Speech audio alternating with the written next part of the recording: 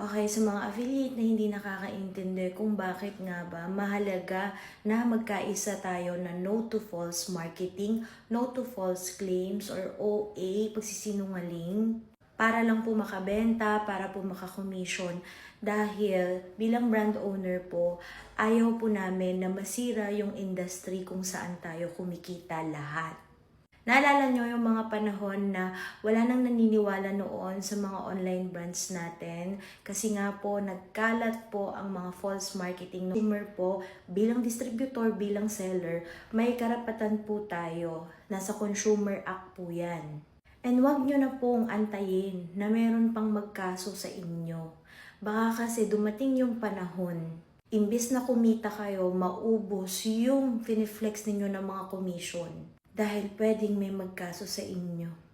Dahil medyo mapahamak sila, dahil sa mga overclaim na ginagawa ninyo.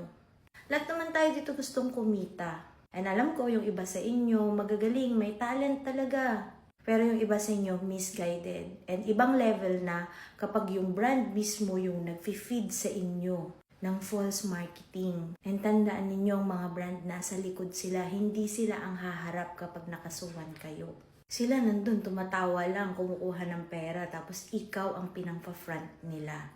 Kay mga affiliate, mag-iingat po kayo. Pwede pong kumita, posible po yan, tignan nyo po ako. Pwede pong kumita ng hindi kailangan magsinungaling na kapag uminom ka ng supplement na to, mag-glow ka. And kapag peke yung supplement, malalaman nyo naman yan eh. Kaya be skeptical. Ilagay nyo yung posisyon nyo sa mga buyers. Huwag nating hayaang mapasara tayo. As a community, damay-damay tayo dito. At yan ang iniiwasan ko na mangyari. Wala nang consumer ang magtitiwala sa atin kasi lahat tayo nasilaw na sa pera at naging sinungaling na.